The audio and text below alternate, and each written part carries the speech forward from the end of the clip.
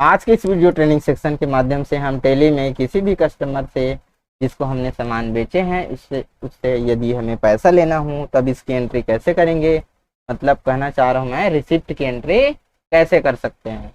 इसके लिए आपको जाना होगा अकाउंट वाउचर में, फिर यहाँ पर आप रिसिप्ट वाला लेजर सेलेक्ट करेंगे। यदि पहले से सेलेक्ट रहेगा तो यहाँ पर रेड कलर में शो करेगा। ठीक, पेमेंट एंट्री वाला यदि आपने वीडियो देख लिए हैं तो आपको रिसिप्ट करने में कोई समस्या नहीं होगा।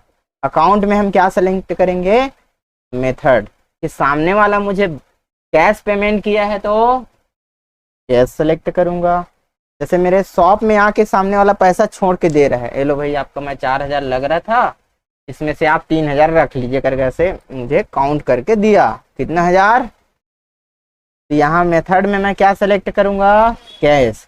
यदि सामने वाले ने वहीं अपने दुकान में बैठे बैठे मेरे अकाउंट में डाल दिया, ठीक, उस 4,000 को मेरे दुकान में ना आकर सीधा अपने दुकान से क्या दे दिए, अकाउंट में ट्रांसफर कर दिए, तो मेरा बैलेंस कहाँ का बढ़ेगा, बैंक का। तो मैं क्या सेलेक्ट करूंगा, बैंक सेलेक्ट करूंगा।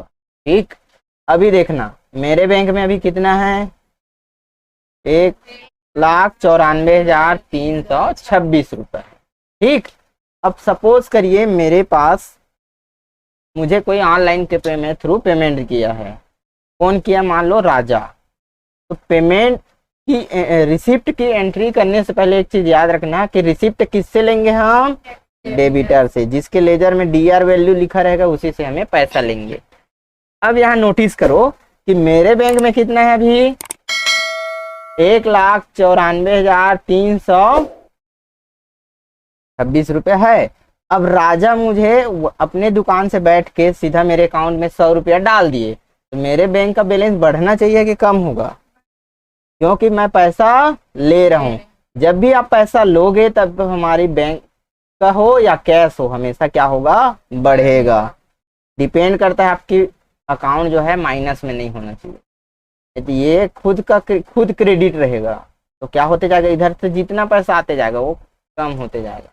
वो जब तक कम करेगा तब तक बराबर ना हो जाए। ठीक, समझ गए। तो यहाँ की वैल्यू डेबिट रहना चाहिए, बैंक में हमेशा वैल्यू डेबिट रहेगा तभी तो बढ़ेगा, और नहीं माइनस रहेगा और पैसा डालोगे तो खुद कट जाता है ऑटोमेटिक। तो एसबीआई बैंक में मेरा कितना है, 1,94,326। अब मुझे कौन पैसा दिया, 100 रुपया दिया। तो कोई भी पैसा देगा आपको तब इसकी एंट्री किस में करेंगे, रिसिप्ट में करेंगे। अब जैसे मैंने इसमें वैल्यू डाला कितना, 100, अब जैसे मैं इधर देखूंगा तो मेरे अकाउंट का बैलेंस कितना हुआ, 1,94,300 था, वो कितना हो गया, 400 हुआ। अब यहाँ पूछ रहा है क्या, कि आप कौन से बिल का पैसा ले रहे हैं, कौन सा बिल का पैसा ले रहे हैं हम लोग, है ना। एंटर करेंगे, यहाँ पर इस बिल की वैल्यू देगा। यदि आपके लेजर में एक और प्रॉब्लम क्रिएट करा रहा हूँ, बिल बाय बिल ऑप्शन ऐसे नहीं शो कर रहा है, एडजस्टमेंट वाला ऑप्शन शो नहीं कर रहा है, तो समस्या क्या चीज का होगा बता देता हूँ। यहाँ यदि बिल बाय बिल ऑप्शन यदि चालू करके नहीं रखेंगे तो कौन सा बिल का पैसा ले रहे हैं ये हमें पता ही नहीं चलेगा। ये देखो, पूछा नहीं पूछा। तो एक चीज और यही मैं सिखा दिया, क्या, यदि किसी लेजर में बिल बाय बिल ऑप्शन यदि चालू रहेगा तो आप जो भी अमाउंट लेंगे उसको एडजस्ट करने के लिए पूछता है कि भाई ये पैसा ले रहे हैं तो एक्चुअल में वो कौन कौन सा बिल का पैसा ले रहे हैं। यदि एक ही बिल रहेगा तो एक ही बिल शो करेगा, और एक से अधिक बिल रहेगा तो यहाँ 2-3 सारे बिल शो करेंगे। तो इस प्रकार आप आसानी से यहाँ से एंट्री मार सकते हैं। अब इसका कोई भी बैलेंस नहीं रहा, ठीक, इंटर कर सकते हैं, और बैंक के थ्रू दिया है तो यहाँ पर हम चाहें तो बैंक मेंटेन कर सकते हैं, नहीं करना है तो नॉट एप्लीकेबल। ठीक, ये तो रिसिप्ट का एक तरीका हुआ। दूसरा तरीका में चलते हैं, अभी वीडियो बहुत लंबा होगा, समझ लेना। अब देखेंगे कि हम अब सपोज करिए कोई मेरे अकाउंट में, मेरा क्या है, एसबीआई का है, और सामने वाले ने पीएनबी बैंक का मुझे चेक दिया,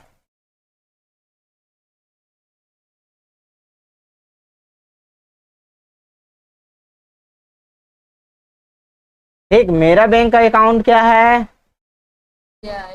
और सामने वाले ने मुझे कौन सा बैंक का वो दिया है, चेक। ये क्या है, चेक। ठीक, ये क्या है, चेक नंबर है, और ये मेरा बैंक है। ठीक, तो जो भी चेक से मुझे पेमेंट करेगा, अंत में मेरा पैसा कहाँ जाएगा, SBI बैंक में ही जाएगा। तो यदि कोई कस्टमर हमें पैसा तो देता है, लेकिन वह चेक के थ्रू देता है, कैसा देता है, चेक के थ्रू, और वह चेक जो है किसी और बैंक का हो, अब इस कंडीशन में आप कैसे एंट्री करोगे भाई। ठीक, अब यहाँ पर सुमन सपोज मुझे पैसा पे कर रही है, कितना कितना पे करेगी, 600। यहाँ वैल्यू डालेंगे कितना, 600। ठीक, अब इसमें इंटर किया। अब यहाँ पर बिल बाय बिल ऑप्शन इसलिए नहीं पूछा, क्योंकि बिल का एडजस्टमेंट क्यों नहीं पूछा, क्योंकि बिल बाय बिल ऑप्शन चालू नहीं था। बिल बनाने से पहले बिल बाय बिल ऑप्शन चालू रहना चाहिए। ठीक, एंटर करेंगे। अब देखना, मैं जो चीज बताया हूँ उसको गौर करना। यहाँ पर चेक नंबर डाल देना ऐसे। ठीक, कितना डिजिट का रहेगा, हो गया। अच्छा, अब देखोगे यहाँ, अब सुमन ने जो मुझे पैसा दी है वो कौन सा बैंक का चेक है, PNB। तो यहाँ स्पेस मारोगे, यहाँ पर नॉट एप्लीकेबल करोगे तो बैंक का नाम नहीं लेगा। यदि सेपरेट बैंक का नाम, यदि किसी और बैंक के थ्रू पेमेंट कर रहा है, मतलब मुझे पैसा मिल रहा है, और चेक जो है किसी और बैंक का है, तो यहाँ पर सेपरेट बैंक नेम लिख सकते हैं। चलो लिख देता हूँ, कौन सा बैंक का है, PNB, तो लिख देंगे। ठीक, अब यहाँ पर चेक का डेट डाल देना है, फिर इंटर। समझ में आ गया। यदि कोई हमें पेमेंट पैसा देता है हमें, और वह पैसा कैसा रहेगा, चेक के थ्रू रहेगा, लेकिन किसी और बैंक का रहेगा, अदर बैंक का चेक रहेगा, तो आप स्पेशली बैंक का नाम हाँ डाल सकते हो। अब चाहे तो यहाँ नरेशन में भी आप उसकी डिटेल फिल कर सकते हो। कैसे डालोगे, PNB बैंक, और वो चेक नंबर डाल देना। ठीक, ये पता चलेगा कि ये पेमेंट आया है वो किसके थ्रू आया है, चेक के थ्रू आया है। ठीक, अब नगद कोई पैसा करेगा तो नगद। इस प्रकार आप आसानी से कर सकते हैं रिसिप्ट वाउचर की एंट्री। अब इससे लेना है कितना, आसानी से कितना लेना है, 20,000। 20,000 में पूरा 20,000 दे दिए, यहाँ 20,000 पूरा दे दिए। तो यहाँ इसका बैलेंस क्या हुआ, अब मेरा अकाउंट का, मेरा नगद क्या कितना बढ़ गया, बढ़ा ना, 1 लाख कुछ था, 42 कितना था, बढ़ गया।